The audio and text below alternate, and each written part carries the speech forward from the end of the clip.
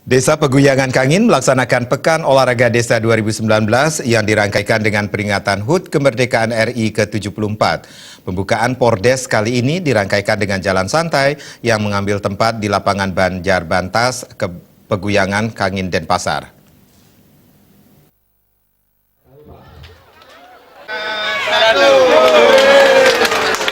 Peserta jalan santai resmi dilepas oleh Camat Denpasar Utara Nyoman Lodra. Nyoman Lodra mengapresiasi pembukaan Pordes 2019 dihadiri banyak warga yang menandakan kegiatan tersebut disambut antusias.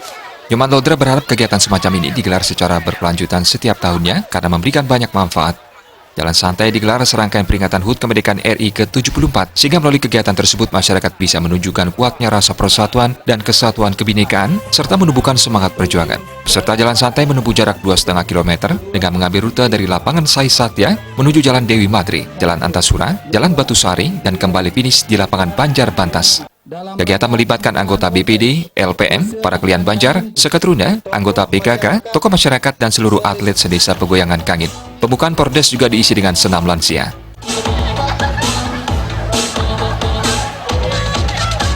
Harapan kami ke depan agar kegiatan ini dapat berlangsung nyaman dan ada manfaatnya.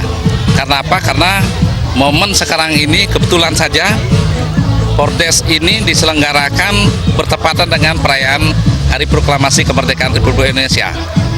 Dengan demikian, tunjukkanlah rasa persatuan kesatuan, kebinekaan, dan tumbuhkan semangat perjuangan sehingga telah warga, apalagi anak-anak sekolah yang ikut pada hari ini menjadi anak-anak yang betul-betul berbudi dan berbangsa.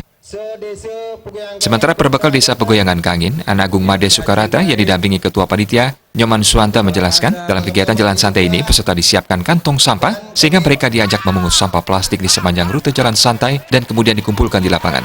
Hal ini bersifat edukasi agar masyarakat terbiasa untuk mengurangi dan tidak menggunakan kantong berbahan plastik serta menjaga kebersihan lingkungan. Pordes melombakan cabang olahraga tradisional tajok, trompa, dagongan, dan deduplak. Hal ini bertujuan untuk memupuk rasa persatuan dan sportivitas para atlet dan menjaga kekompakan antar Seketruna sedesa Peguyangan Kangin.